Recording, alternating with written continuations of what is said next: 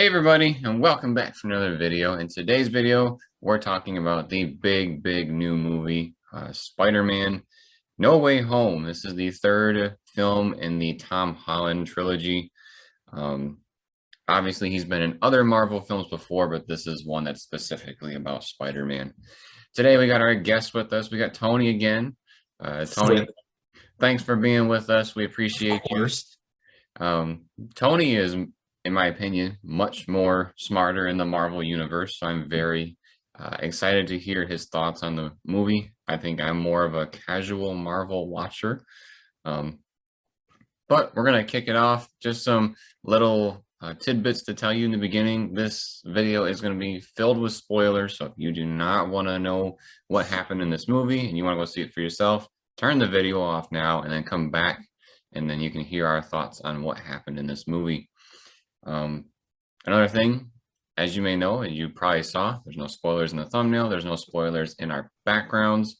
I don't think either of our backgrounds are directly from the film, so nothing to worry about at this point. So you've probably had enough time to turn the video off if you needed to. So we're going to roll right into what was this movie? Because I know for myself, when I saw the trailer, I had no idea what to expect as far as uh, what the whole movie would pan out to be. I knew about, Peter's identity is revealed in the previous film in Far From Home. And then he goes to Doctor Strange to try to get everybody to forget who he was.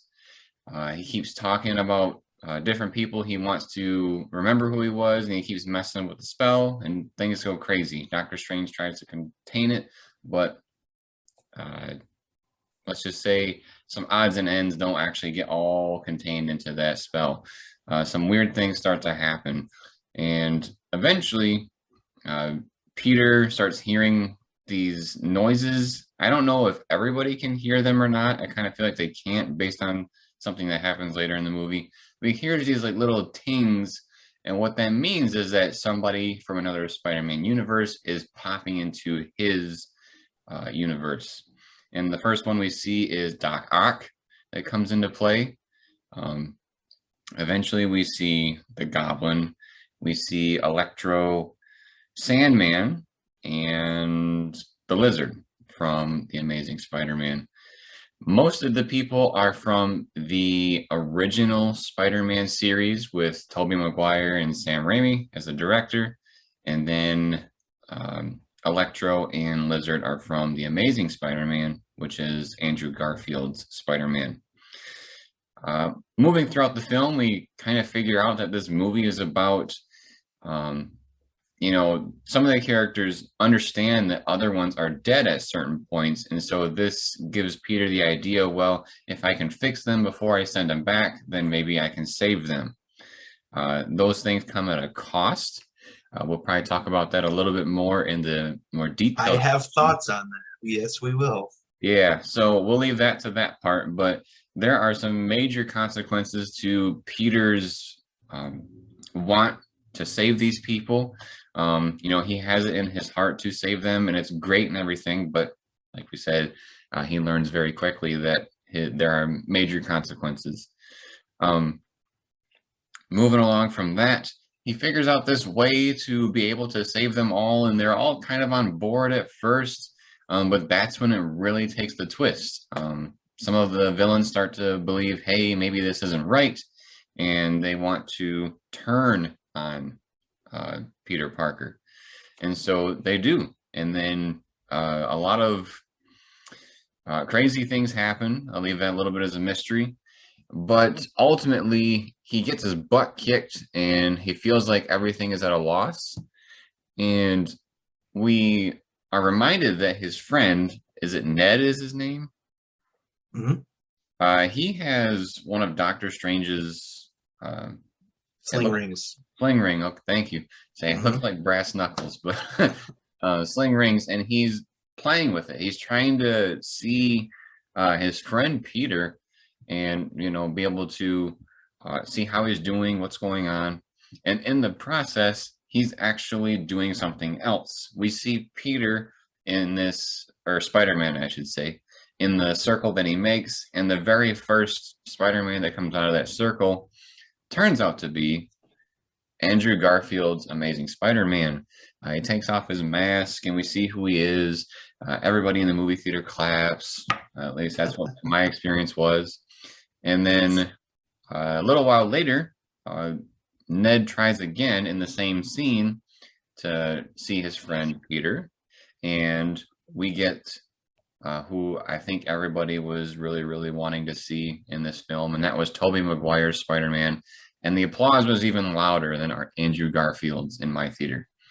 So after those two, Ned stops and he's trying to figure out who these guys are. And they eventually, after a comedic scene, are convinced that these are just Spider-Man versions from other universes. And they come all together to go try to do like a little powwow with their current Peter Parker. That way they can have a way to go back and take out the villains the proper way, as in Peter's original idea of saving them first and then being able to send them back. So then we get this really, really cool action scene with the 3 Spider-Mans against the 5. And I say that with emphasis because one more would have been the Sinister 6. They have 5 villains that they are dealing with, and in the end, everything is taken care of the way that Peter wanted to. Each of these characters end up being saved. But on the contrary,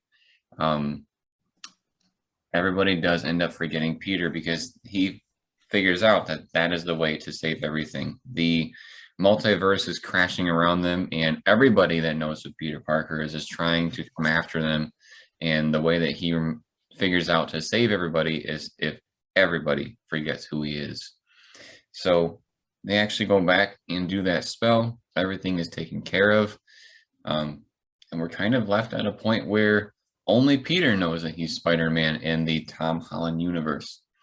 We really don't get any indication of what happened to the other Spider-Man people in their universe, because that's one of my biggest questions coming out of the film. But the little bit, well, everyone forgot who Peter Parker was, not just that he was Spider-Man. Like they don't know Peter Parker at all. Right. Yeah. And that's even a little bit more than I thought was going to happen. Mm-hmm. But the last little tidbit that I think is really important for this film is in the after credits scene. If you had saw Venom, the second one, Let There Be Carnage, you would have seen in the after credits scene that the Tom Hardy Venom was beeped, or I don't know if you want to call it, popped into the Tom Holland Spider-Man universe as he saw on the TV screen who Spider-Man was. But he never left where he went. He went to a beach and he was at a bar and he was talking to the bartender about all these crazy things that have been happening. But when the spell goes back to normal and everybody forgot who Peter was, he left a little symbiote behind. So that means that there's potential for a symbiote situation in the Tom Holland universe. Yeah, that's about all that really came about in the Spider-Man universe. There was a second after credit scene if you stay a little bit longer that previewed Doctor Strange, but I don't believe that had much to do with Spider-Man. So that's the... And Aunt May dies. Yeah. I was leaving that for the discussion, but yeah, Aunt May dies. That's kind of the Tom Holland Spider-Man's version of Uncle Ben, because I don't think we've really ever heard about Uncle Ben in this version of Spider-Man, have we? I could be completely wrong. I haven't seen Civil War in a long time, but I think he might have briefly mentioned his uncle telling him a version of the Great Responsibility line, and like he told that to Stark. But I could be completely wrong. I think it was something like that. But we haven't really had an overt mention of Uncle Ben. Right. And when I mentioned that they had like a little powwow, so to speak, to talk to the Tom Holland, Peter Parker, um, the other two Spider-Mans talked about Uncle Ben, and I feel like he would have said something if he had a very similar situation with his Yeah. Uncle Ben. Hmm. But after that's being the story in about 5 minutes, the best I can. We're going to talk about our overall thoughts and impressions coming out of the theater, what we've processed, all that good stuff. So, Tony, what were your thoughts? Okay, so before I say anything, I have to preface some things. First thing is I am a massive Spider-Man fan. He's probably my second favorite superhero of all of them. In fact, the first, I've mentioned it on your channel before, the first Tobey Maguire Spider-Man is what got me into superheroes. Like everything superhero that I like is from that movie. Um, and honestly, I'm still, even as we record this, I am still processing this movie because it's a lot and a lot happened. So I might be kind of rambly, and I'm going to give you my thoughts that I have right now, but I could wake up tomorrow and hear something from, a film pundit that makes me go, oh, actually, okay, I see that. And my mind can be changed. But I'm going to give my thoughts as they are right now in my head. I wanted so bad to love this movie, but this movie just did not work for me. And all film is subjective. So if you're somebody out there, and I've talked to some people who love this movie, that's great. I'm glad you love it. That's awesome. I'm not gonna say you're stupid or whatever for liking this movie because all film is subjective. Just personally, as much as I wanted to love this movie, there was just too much that didn't work for me that I could overlook. Gotcha. And I'm very curious, probably a little bit, we'll hear more about your thoughts on what that encompasses. Mm-hmm. And I'm looking forward to it because, like I said, you're more of a Marvel fan and like knowledge than I am. So I'm very curious to hear um, what about that made that thought. I think walking out of the theater for me, I didn't have much of an impression. Just like you know, I wanted to love the movie coming out of it. But there's so much to process because even if I were to say I had no expectations, I had expectations. There's no way around it, especially if you Mm-hmm. see all the Spider-Man films.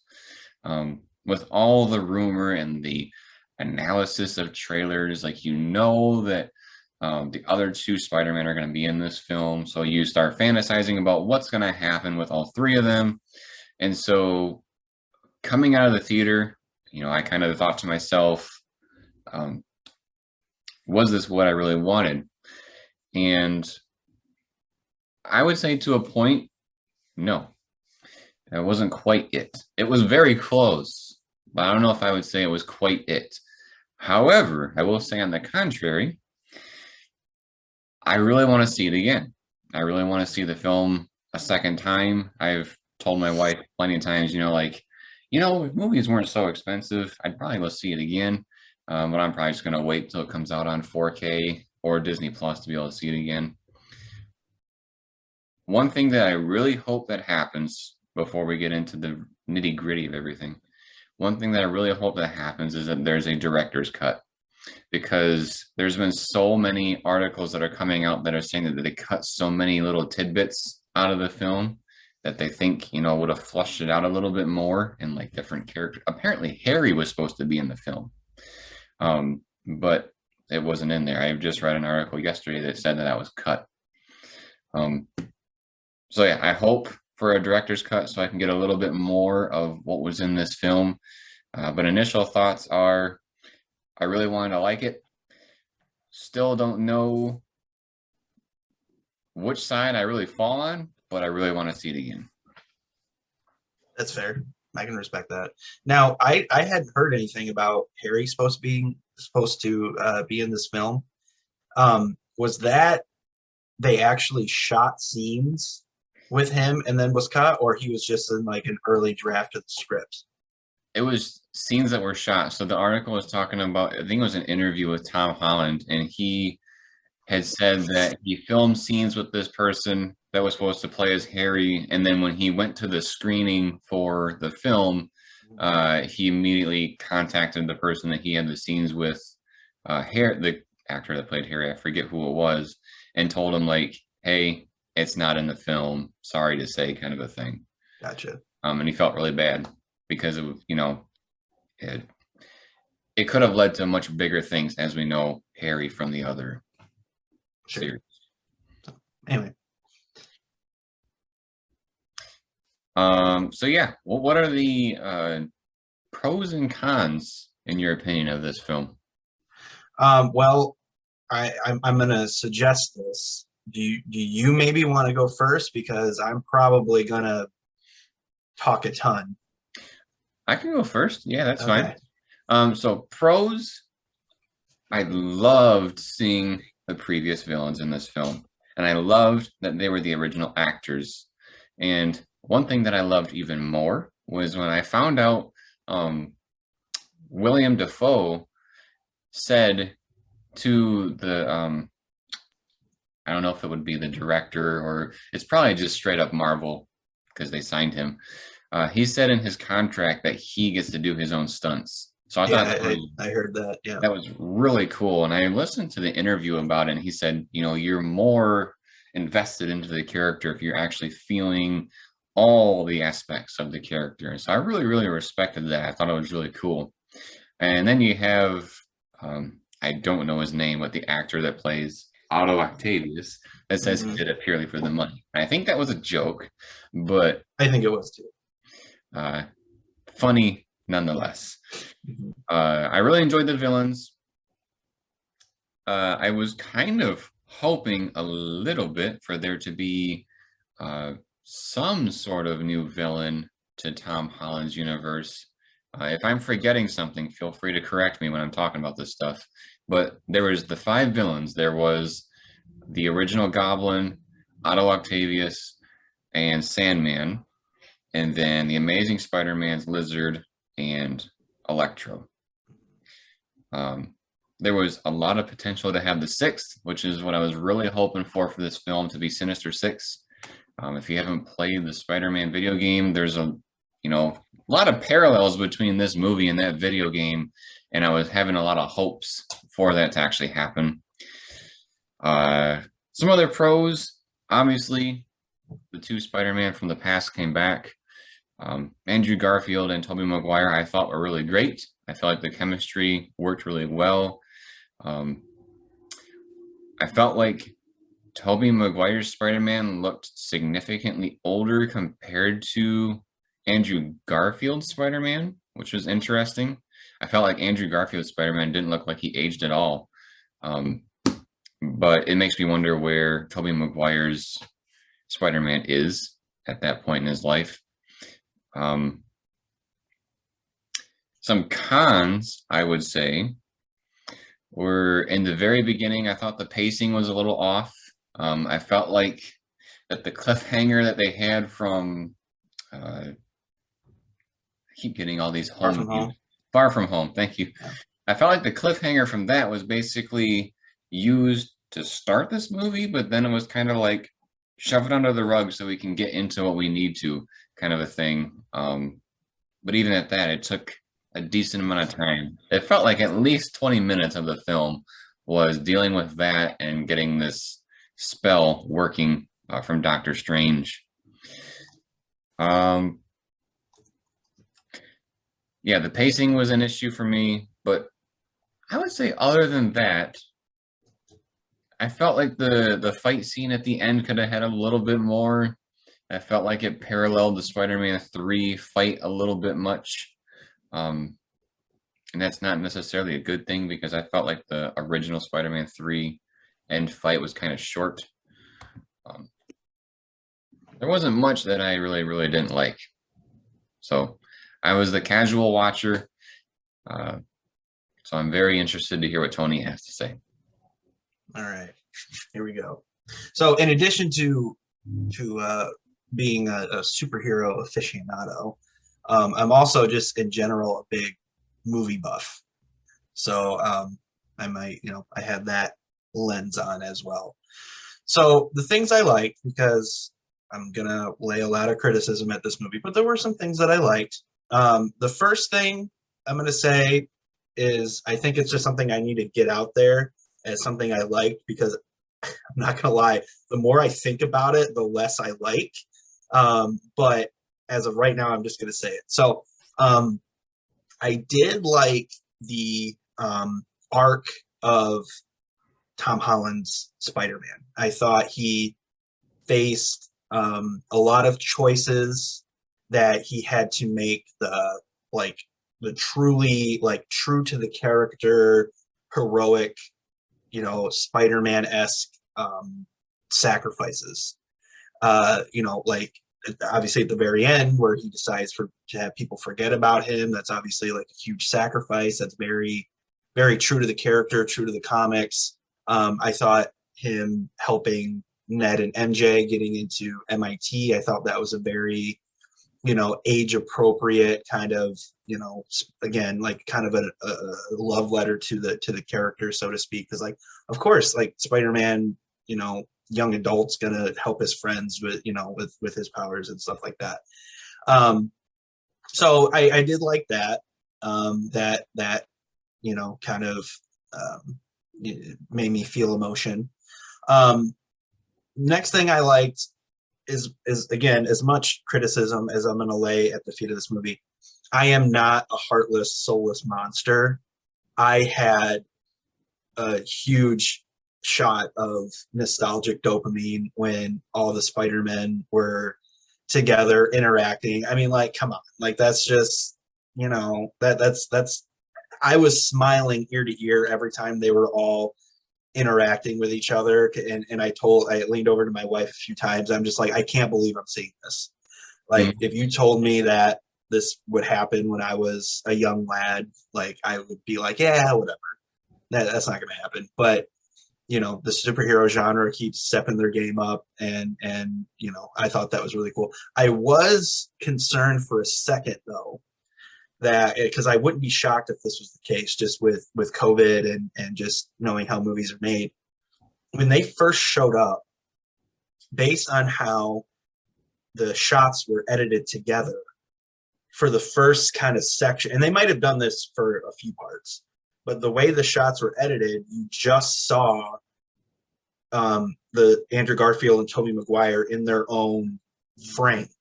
Mhm. So I thought, oh no, I was like, did they shoot these scenes remotely and then edit them together, and we're going to kind of be cheated out of all the Spider-Men actually physically acting together. And then they got to the scene where they were in the lab and they were all together. So I was like, oh, okay, all right, we're good. Um, the other thing I liked is I really liked the how the ending set up kind of the future of Spider-Man.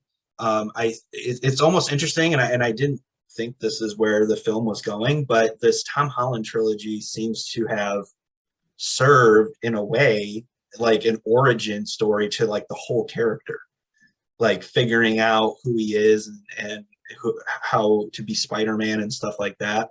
So he had his classic suit at the end. He's a street level hero. He's scanning for crime and stopping crime and all like that, and crappy apartment, all that stuff. Like I saw all those things, and again, that made me happy because it's true to the character, and it's true to what I personally like about Spider-Man. That he's this street level hero balancing real life responsibility with superhero responsibility. I think the best Spider-Man stories emphasize that balance between superhero life and um, real life. And I think that's kind of what that set up at the end of the movie. So that made me kind of so it kind of ended on a positive note, if you will. I can really appreciate that that point. I didn't make that connection that the whole trilogy could be a origin story. I really like that. Yeah. Oh, thank you. So what I didn't like, I was very disappointed with the way the villains were handled. Um, Again, obviously, it was cool to see them, original actors, all that stuff. I really enjoyed it. But when all the villains were eventually brought together, their arcs and their themes and their motivations were like generic and all over the place. Like I didn't understand from one scene to the next what exactly these villains wanted. A good example was Electro. Like he just kept constantly saying, "Oh, I like this power. I want this power." Yeah, and I'm just like, "Okay, but what does that mean? Like why do you want that? Like what's so special about this?" Which the whole generic underdeveloped villain thing you could argue has been an issue in the MCU overall. But and I get there were a lot of villains or a lot of characters, and I would have been cool with just simple motivations. You know what I mean? Mhm. Like, just as an example, if Green Goblin was like, "Oh, my goal is to, kill all the Spider-Man," like that would have been fine because that's like a defined goal, and I get it. You have to balance a lot of characters, so that's cool. But the their goals just seem to be whatever the plot needed them to be, and that really I just like literally scratching my head like, okay, what do they want? What are they doing? So not super great with the villains. Um, so that's one point. My next point is probably my biggest complaint. The whole idea of fixing the villains before you sent them back, not you, Spider-Man, I thought was the dumbest idea I have ever heard in a Spider-Man movie. I appreciate and understand the whole great power, great responsibility thing they were doing with Aunt May and all that stuff. But I'm just like, why would you do that? You're like Doctor Strange said it a few times, like they have to go back and have their fate done for the sake of the multiverse, or you're like gonna mess everything up. So when Spider-Man was being and I kind of caught wind of this in the trailers and they released some clips and stuff like that. And I was just like, that is a dumb idea. Like you have to think of the entire universe. And I get it, he's a kid and he wants to help and all that stuff, but he's also fought Thanos and had Tony Stark as a mentor and all that stuff. And like he should kind of know better. You know what I mean? And I get that it's the heroic thing to do and all that stuff, but it's just that sounded so stupid to me. And then bringing all the villains into Happy's apartment, like I just was saying, I'm like, what is happening? Like this Spider-Man's an idiot. Like Tom Holland's being an idiot right now. Like, what are you doing, my guy? So I really didn't like that. Um, so that's another point. It's point two out I of can five. share I can share that that feeling of the film too. Like when I first heard his idea to save them, I was kind of like my first thought was, what is that going to do to the other films? Because some of these Yeah, people die before the other ones happen, and there's things that happen in sequels of those movies that happen because these people died. So yeah, the other movies just trash now, kind of a thing. right. So yeah, I can totally understand that. And I wasn't too keen about the whole happy apartment scene either. It felt almost Yeah. like a filler that was Hmm. unnecessary. But Yeah. yeah, Um, so that's honestly my biggest complaint. The other ones aren't as big, but things that I didn't like. The next thing is the the balance between humor and drama. I had read some reviews that that was one of like the things that critics liked was that balance.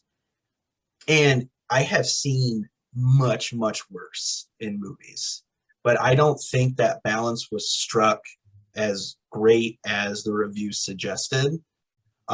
Some examples are when Doc Ock um, and Holland Spider-Man first meet, and it's obviously very dramatic. Like, you know, Doc Ock is trying to figure out, like, oh, you're not Peter Parker, like, what's going on? And it's all tense and everything.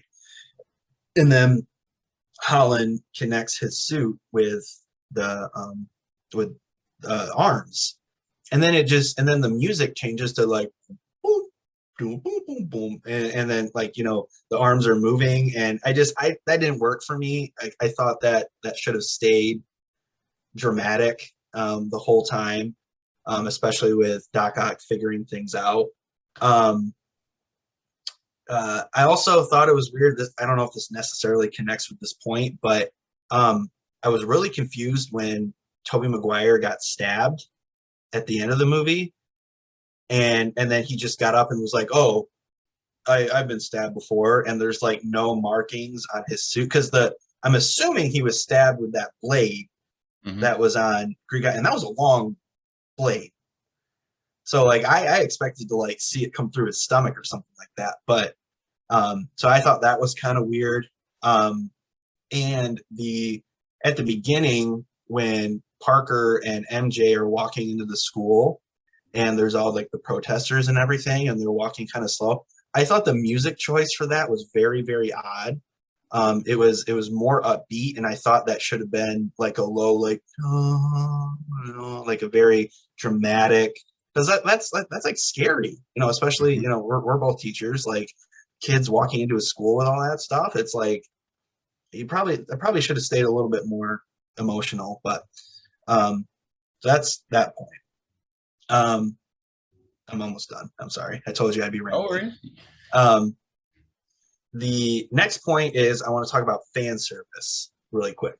I am not at all inherently um, somebody who dislikes fan service just because of what it is. Like, I do not mind fan service. In fact, I think Avengers Endgame did fan service like perfectly because it supported the story. Like I'm okay with doing fan service as long as it supports the story and it integrates nicely. Like a good example is when Captain America lifted up Mjolnir in Endgame.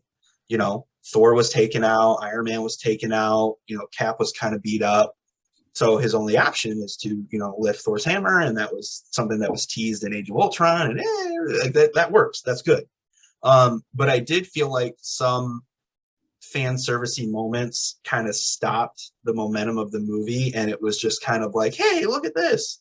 Um, Couple examples. The first one is the back cracking scene between Garland and Tobey Maguire. Like the whole time, I'm like, what are we doing here, guys? Like you're prepping for a fight, and you're you know breaking each other's backs and they're cracking each other's backs.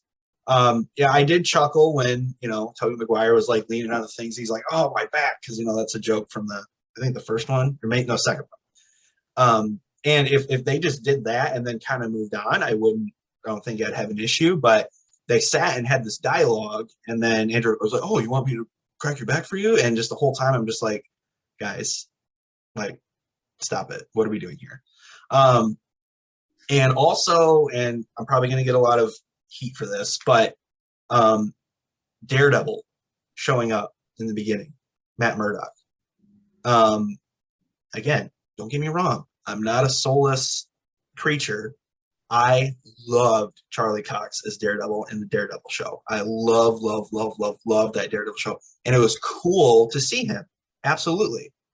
But I also was like he just popped up without any, reference or anything like that to in the previous movies. He's just like, oh, you're Daredevil now. It's like, oh, like that's cool, but also like where was he here the whole time? Like what's going on? And then the last one is just kind of a nitpick, but and I was already at this point, I was already like not vibing with the movie. So this is probably just kind of, but some of the CGI backgrounds I thought didn't look super great. Like they look very, I could tell that they were, CGI and all that stuff.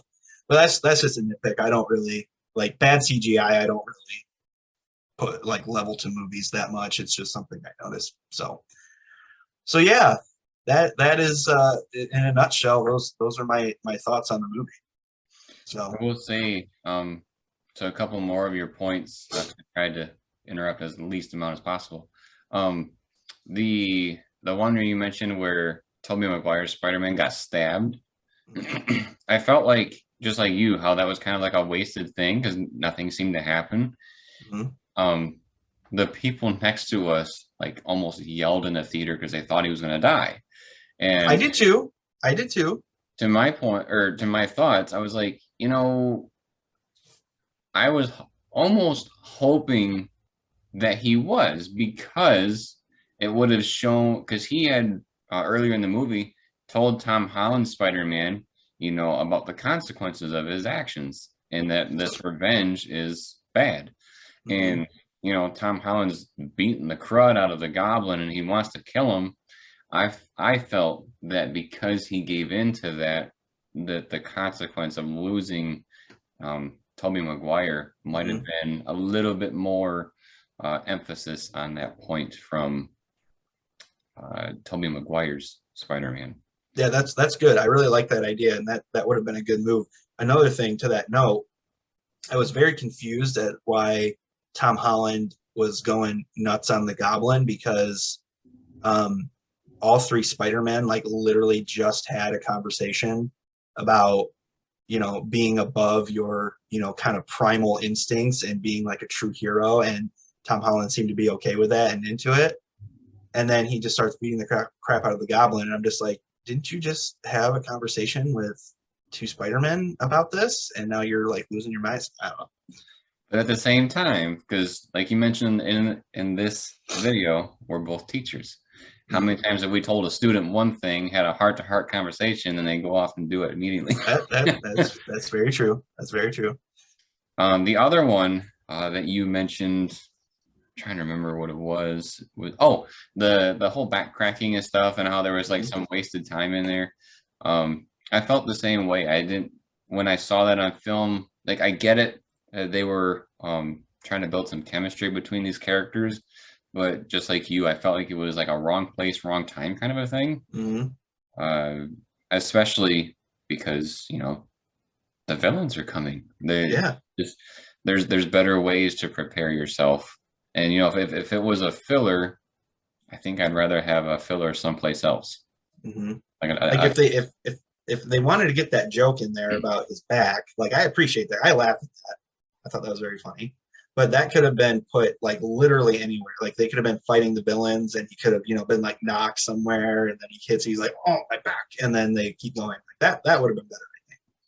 I actually didn't catch that reference when I first saw the film. I think it would have been uh, easier for me to remember it if because from what I remember from Tobey Maguire's is he was, trying to swing, he couldn't, he fell, and then he got up and was complaining about his back. Yep. I feel like if he would have fallen and then hit his Right. back and said something, I think I would have gotten it. Um, but when you were talking about all these scenes, I was starting to remember more things. I have one more pro that I really, really liked, Go for it. and that was the poetic um I don't know what you or callback, that's the word, to Andrew Garfield not saving his Yeah. girlfriend. Because we have a scene where MJ is falling and Tom Holland goes to save her, but he gets Hmm. hit by, I believe, the Goblin. Yep. So we're almost getting this uh, call back to when Spider-Man wasn't able to save his significant other from falling, Hmm. and Andrew Garfield's Spider-Man jumps to the rescue. And I will admit, my heart went out to him when he was holding her. Like she doesn't know what's going on because he's like in tears almost. Hmm. But we all know as fans that was his way of being able to the what if he was able to Yeah, save Gwen from Amazing Spider-Man 2. which I did like that too. I do admit that kind of got me choked up a little bit. The one thing that we've touched on in the video, but we really didn't dive into it, was Aunt May's death. Uh, Hmm. how do you feel that was handled? I think it was. Because it's very different than like an Uncle Ben death. Mhm. I think I my thoughts with that kind of go along with um, fixing the villains and stuff like that because all that came from Aunt May. Fixing the villains, great power is also great responsibility, and all that stuff. And I mean, I thought it was an emotional scene. Like I thought it was the actual scene was the sequence was constructed well, but for me, it lost some emotional punch because it's kind of carrying over that character motivation of Tom Holland that I already wasn't really on board with. And then she, says the classic line, and it's cool to hear that line. But I'm also like this, what that line means in the comics, like it's not really connecting with this character motivation that I already don't agree with. So now she's like, hey, you got to fix the villains. And then she's like, oh crap, that didn't work. Oh, now you got to go fix this problem. You know what I mean? That you created from my suggestion. Right. So it was a well constructed scene, but thematically it lost some punch for me because of all that. Yeah, I thought it was a little long, the scene itself. I don't know how long it takes for a human to die based on her wound that she got. Mm-hmm. But I felt like it took a little while for her actual death. Sure. Um, yeah, it's interesting to see like how how I said a second ago, how we get the Uncle Ben version. It was interesting to see the Aunt May version of this death. Um, Another big thing in this film that I was really looking forward to, but in a way felt like I wanted more, was J. Jonah Jameson. I love that actor's portrayal of um, Jameson, and I thought it was cool how he had a little bit more involvement than I anticipated. Mm-hmm. Um, but I still feel like the way he was maybe articulated is the word in the original Spider-Man trilogy. I felt like that hit a little bit better than this rendition of him. Mm-hmm. If that makes sense. I felt Yeah, like, no, I get you. I felt like every time I saw him on scene in the Peter or the Tobey Maguire trilogy, it was almost like a memorable scene every single time. Sure. And this time, I remember that he was at the Happy's apartment building, but that's Mm-hmm. about all I remembered from it. Yeah. I hear you. Yeah, that makes sense. I personally like the direction that these movies took with J. Jonah Jameson. Um, I haven't been the biggest fan of the Tom Holland Spider-Man movies, and I think a large part of that is just it's no fault to Tom Holland or anybody, but I don't think it's the Spider-Man for my generation like Tobey Maguire was. It's a lot more Gen Z catered as it should be. Um, so I haven't been like the biggest fan because I can't connect with it as much. But that's just again that's not the movie's fault. Um, but the one thing I really really really really like from Far From Home is the one before this is the whole idea that Mysterio like manipulated the media and perception and reality and stuff like that. Like that's an issue that's very near and dear to me. So I liked that direction, and with that, I liked that J. Jonah Jameson was adapted for our modern times, and now he's like a Alex Jones Infowars type person. So I really like that direction.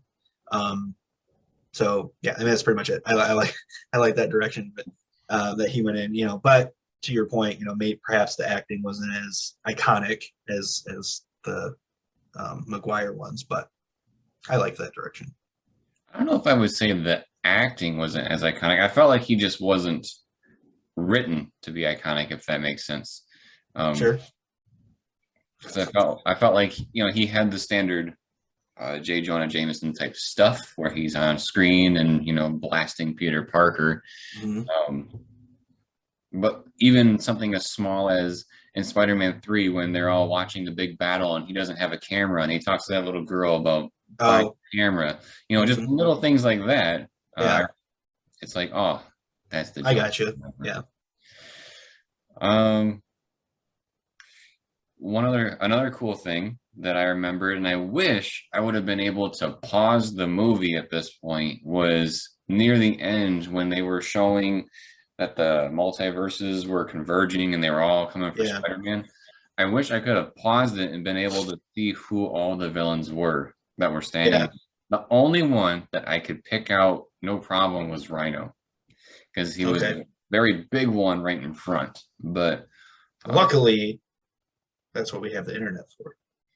yes, And I'm yes. sure I did see there's a YouTube channel I subscribe to called New Rock Stars, and they're great. They do breakdowns of a whole bunch of nerdy stuff. And they pointed out one of the figures might have been Craven the Hunter, Hmm, which I did hear that Craven it was in one of the early drafts of the script, but they cut it out.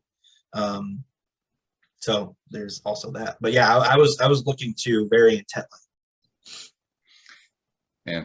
I kind of I I wish if it would have been like a Tom Holland version of Craven, I wish that would have been a part of it because Mhm. I was really hoping for some sort of new villain in that universe. Yeah. So might be kind of a tough question. Where do you think it goes from here? Well, we were kind of talking a little bit before we started the video, but personally, um, I think so. It's been very public. Sony and Marvel have been kind of because this was the last in the current contract. This was the last um, Tom Holland Sony Marvel sharing movie. So I think the ending to this movie of, like I said, kind of a soft reset of things is the way to open up the possibility that if Marvel and Sony don't make a deal, that it's kind of a nice setup for Sony to, start new stories and stuff like that. Or if they do strike a deal again, that Marvel could easily continue something with that. So I think it was just kind of a soft reset, and really anything can be done now. Gotcha. Yeah, there's a handful of things that I think could happen from this, especially with what you said about it puts it at a point where they could almost go anywhere they want to Mm-hmm. with a couple of different things. There's a lot of rumors that Andrew Garfield might get another film. Uh, I don't know if he'll get another trilogy, but there's talk that he will get his third film to round him out. Um, there's definitely a third Venom coming out. That is confirmed. Mm-hmm.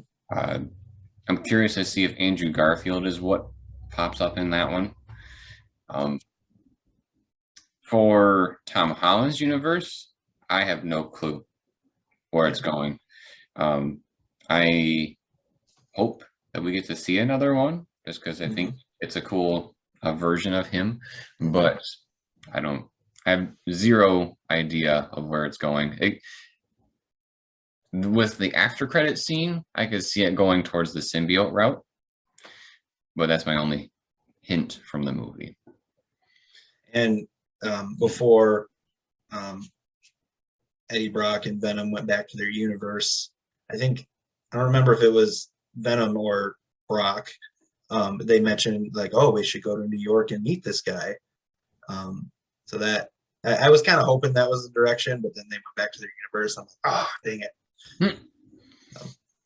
Yeah.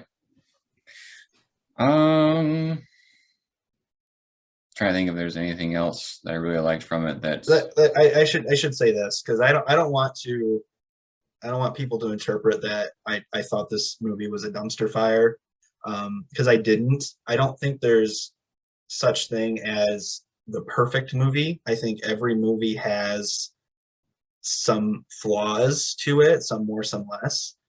And there were a lot of things in this movie that I liked, like moments, parts that I liked and enjoyed.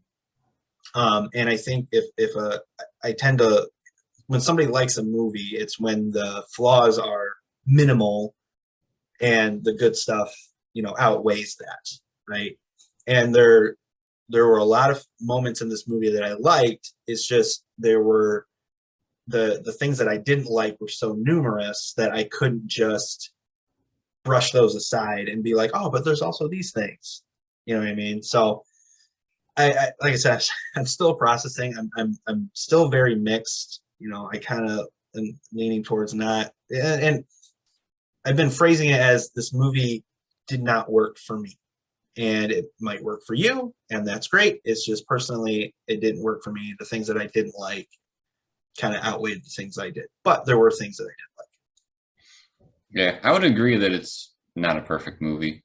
Yeah, Um, and I like I think said, we've been spoiled with movies like Endgame that did the big events, apocalyptic finale thing, like darn near to a T. Which I have my problems with that movie as well. I think the first two acts are kind of clunky, oh, we're on the but same boat. yeah, but like the final act, like the big battle. I mean that was like, mwah, chef's kiss. Like that was just beautifully done. Like, all the fan service was good and all that stuff. So I think I've been spoiled with a movie with similar stakes done so well that it's like now that's the bar.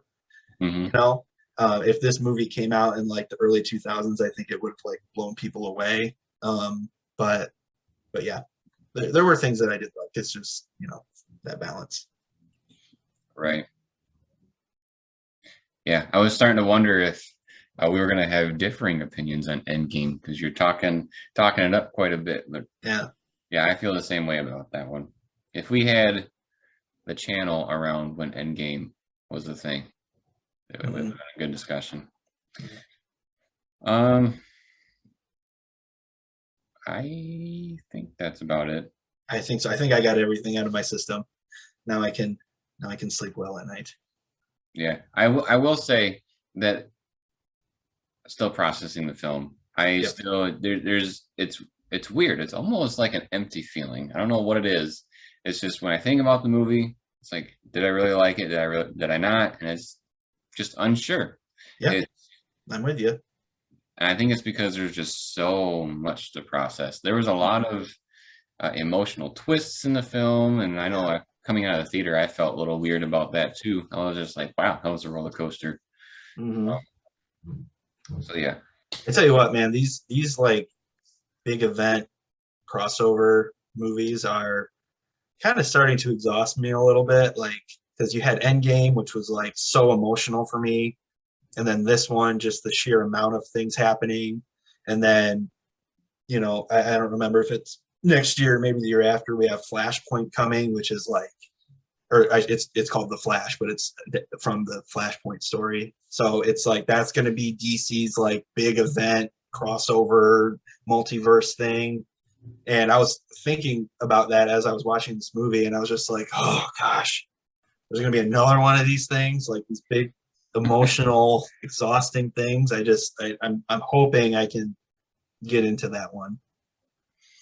yeah, I haven't kept up on DC nearly as much as I have Marvel, so Mhm. I actually didn't know that was a thing. Yep. So I think we're at that point where we're gonna wrap it up. We talked about the movie quite a bit, so it's kind of up to you what your thoughts are on it. So if you haven't already, please turn on notifications. That way you are notified when more of these movie discussions drop. Please subscribe to the channel if you haven't already. Drops a like if you like this video, and drops a comment letting us know your thoughts about Spider-Man. No Way No Way Home. Home. That's the one. It's like It's home something. I have to Yeah, figure it out. Um, and then right before we wrap it up, thank you, Tony, for being on here with us again. We really absolutely. appreciate you. Yeah, we'll see you later, everybody. Thanks for watching.